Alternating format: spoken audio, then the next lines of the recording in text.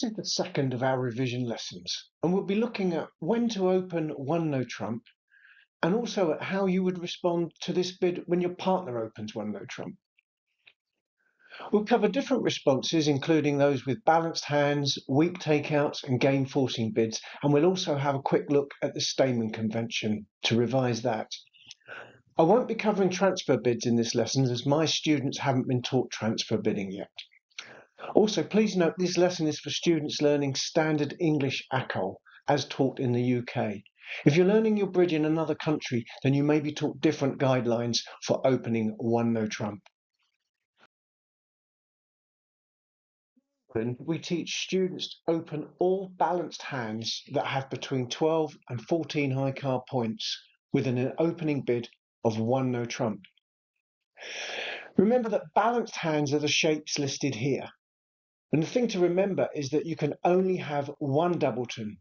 If your hand has a singleton or a void, it's definitely not balanced. This type of hand occurs frequently, so you'll come across many hands that are right to open one no trump. And the advantage of this bid, or one of the advantages of this bid, is that it makes life really hard for your opponents, as they can now only come into the auction at the 2 level. Also, the one no trump bid describes your hand really precisely to partner, who can now often deduce the best contract. All the following hands are examples of hands where it would be right to open one no trump.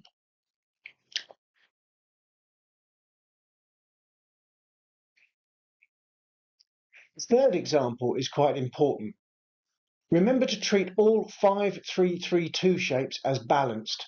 Many learners will forget this and often tend to open the third hand with one diamond, but this is a mistake. One no trump is a much better bid as partner knows a lot more about your hand, and remember, with good minor suits we often prefer to play in no trumps.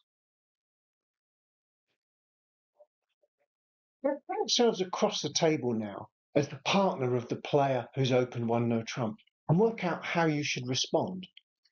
Now, the action you're going to take will depend on whether or not there is a chance of a game or not, and that's driven by the strength of your hand as responder. Remember, we know openers' hand strength to a fairly precise range. So firstly, any hand that we have as responder that's got less than 10 high card points should be considered a weak responding hand opposite a one no trump opening bid.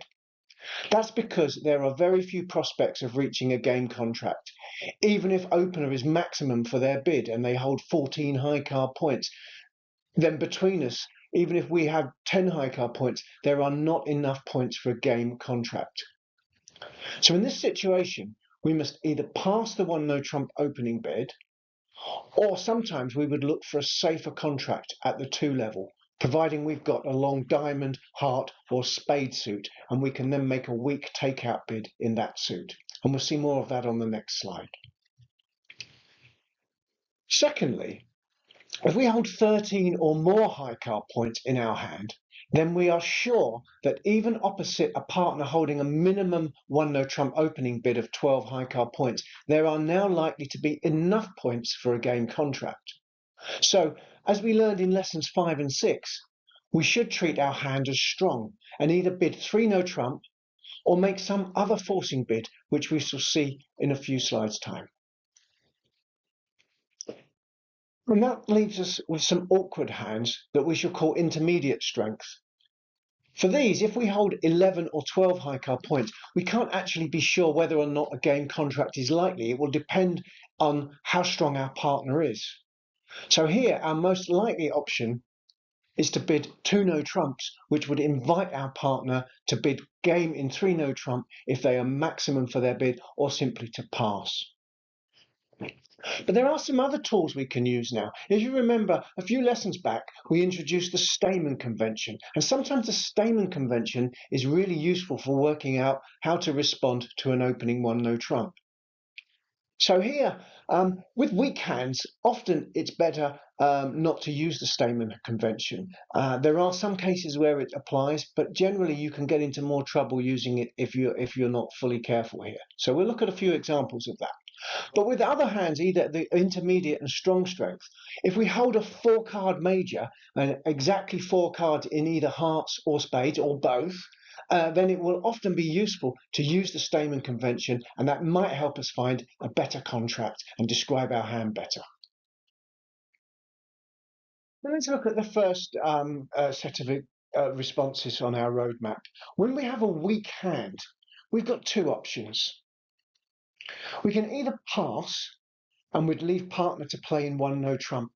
And we'd do that if we've got no long suit, or if our long suit was clubs, we might have to do that. Or the alternative is to think about damage limitation. With a weak hand, it's possible that partner won't make many tricks in 1 no trump and may go off in their contract. And damage limitation comes in here if we've got a long suit of our own. If we've got 5 or more cards in either diamonds, hearts or spades, then it might be appropriate to suggest our suit as the trump suit. We could bid 2 of our long suit if we got, providing we have at least 5 cards in that. Partner we know has got at least 2 cards in each suit, so we're likely to have at least a 5-2 fit. And our long suit would now be trumps. That may be a better contract, and we may lose fewer tricks than if we leave partner to play in 1 no trump. When we bid 2 of our long suit, partner must pass. That's called a weak takeout. It's a shutout bid, and partner must know that we are weak and we're not bidding on, and we're only taking this action to limit the damage in what might be otherwise a very bad 1 no trump contract. But remember, you can only make a weak takeout in diamonds, hearts or spades, and that's because a bid of 2 clubs in response to 1 no trump has a special meaning. It's the Stayman convention, and we're going to look at that in a bit later. But you can't use the Stayman convention for a weak takeout. Let's look at a few examples. Here our partner has opened 1 no trump, and here's our first hand. We've got 5 cards in spades and 4 cards in clubs, and our only useful card for partner is the ace of clubs. If we were simply to pass 1 no trump, partner is really going to struggle. They're only going to take 1 trick from our hand, and it's very likely that they will go down in their contract. So is there a safer option? Well, yes. We could bid 2 spades here. And what would happen then is partner would, of course, pass. They have to pass if we bid 2 spades. It's a weak takeout. And now we're playing in a spade contract. And the advantage of that is that actually our spade suit might now make up to 3 tricks. Remember, partner must have at least 2 spades in their hand as well. So now we're turning our hand from being not much use at all into a hand that can at least take 3 tricks in spades as well as the ace of clubs. So that may well be a much safer contract, and we may still go down. We may still not make our contract, but we've probably limited the damage to our side from leaving, compared to the alternative of leaving partner to play in 1 no trump. Let's look at the next example. The hand in the top right here. We've got again, we've got a weak hand. We've only got 7 high card points, but we've got a 6 card heart suit. And so the best thing to do here is simply to bid 2 hearts. We now know we have a fit in hearts because partner must have at least 2 hearts for his 1 no trump opening. They must have at least a doubleton in hearts. And now if you look at our hand, we may well make a diamond trick, and we're very likely to make the ace of spades, of course, and probably at least 4 heart tricks in our own hand. So now we're offering partner a hand where we're likely to take 6 tricks alone in our hand, and of course they've got a 1 no trump opener. They must have a couple of tricks at least themselves. So now we've got a very good chance of making 8 tricks in a heart contract, and that would be a much better contract to play in than leaving partner to play in 1 no trump. So we bid 2 hearts, and partner has to pass.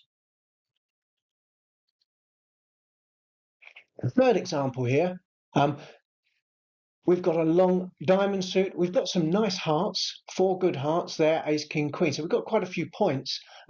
So what would we do here?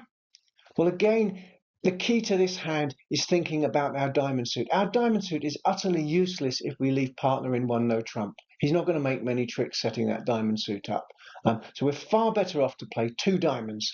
And now our diamonds plus we've got six diamonds. Partner will have at least two in his own hand, and now that gives us a trump suit to play in. We'll have control of the play, and hopefully we'll be able to make some of our heart tricks as well. We'll have a very good chance of making two diamonds, and certainly even if we didn't make it, we'll probably do better than leaving partner in one no trump. This example here, we've got 5 cards in clubs and we've got 4 cards in diamonds. So we might be tempted to make a weak takeout in clubs, but we have to remember that that isn't allowable in the club suit. We have to pass here. Okay, we'd like to play in 2 clubs, but if we were to bid 2 clubs, that means something else. That's the Stamen convention, and we'll revise that again in a moment. So we'll just have to pass, grit our teeth, put down our dummy, apologise to partner, wish them good luck, and hopefully they won't go too many off. Now the last example here in the bottom, again we've got a very weak hand, but we've got no particular long suit. We've got 4 cards in hearts, 4 cards in diamonds, 4 cards in clubs. Here, again, it might be very likely that the opponents will make many tricks in spades in a one no trump contract, but we can't take any action here. It would be wrong for us to bid any of our suits because we don't necessarily know how many our partner has in those. They might only have 2 cards in any of our other 3 suits. So the best thing to do is pass. We're weak, we're unbalanced, and we don't have a long suit to bid ourselves. Just pass, wish partner good luck, and hopefully he's got some spades to stop the opponents winning too many spades tricks. Okay, so we've seen how we respond to one no trump holding 0 to 10 high card points, which we class as weak. What about if responder holds 11 or 12 high card points? That's the intermediate strength. There may or may not be enough points for game between the 2 hands. So the advice here is, firstly, if you've got a balanced hand holding 11 or 12 high card points, you can invite game. So you bid 2 no trumps in response to your partner's 1 no trump opening. That shows a balanced 11 or 12 high card points. Opener looks at their hand now and they decide to bid on if their maximum, so if they've got 14 high card points for their 1 no trump opening, or possibly even a good 13 high card points, they would bid 3 no trump. If they're at the weaker end of the range, if they've got 12 high card points or bad 13, they may well pass and we would just play in 2 no trumps, in the knowledge that we don't have enough points between us to be sure of a 3 no trump game contract. So here's an example. Partner opens 1 no trump. This is your hand. It's very balanced and you've got 11 high card points. So the right response here, or the best response, would be to bid 2 no trump. Partner could then bid 3 no trump if they've got a strong end of their 1 no trump opening range. So if they've got 14 high card points, otherwise they may well pass and will simply play in 2 no trumps and play for 8 tricks in the part score. There is one alternative, and that is if as responder you hold a 4 card holding in exactly 4 cards in either of the major suits or both of the major suits, you are able to use the Stamen convention first, and that may help you to describe your hand better and find a better contract. We'll look at that in part 2 of this revision lesson, which is in the next YouTube film that I'm going to put up. What about if you don't have a balanced hand and you're responding with 11 to 12 high card points? Well, then it's a bit more difficult. And that's because we haven't yet taught anybody a way to show an unbalanced hand with 11 or 12 high card points. Now, there is a way, but it involves using something we haven't taught you yet and we won't be teaching you for some time, called transfer bidding. So for now, we just have to accept that there's no proper way to describe this sort of hand. And you have to take a guess. Either you're going to treat your 11 high card points as a weak hand, And if you've got, because you're unbalanced, you will have a 5-card suit that you can bid. So possibly choose to bid your 5-card suit as a weak takeout at the 2 level. Obviously, you can't bid clubs because that would be the Stayman convention. Alternatively, if you like the look of your hand, perhaps you've got a good 12 high card points and a 5-card suit, you can actually bid your long suit at the 3 level. So you could bid 3 hearts or 3 spades, for example, and we'll remind you of what that means in the next video. Okay, so that is opening one no trump and simple responses with either weak or intermediate hands. In the next part of this lesson, I'm going to go on to how do you respond when you've got a strong hand where you know there's likely to be a game contract, and also how do we use the Stayman convention. So I'll see you in the next film, and I hope you enjoyed this one. Thank you. Bye.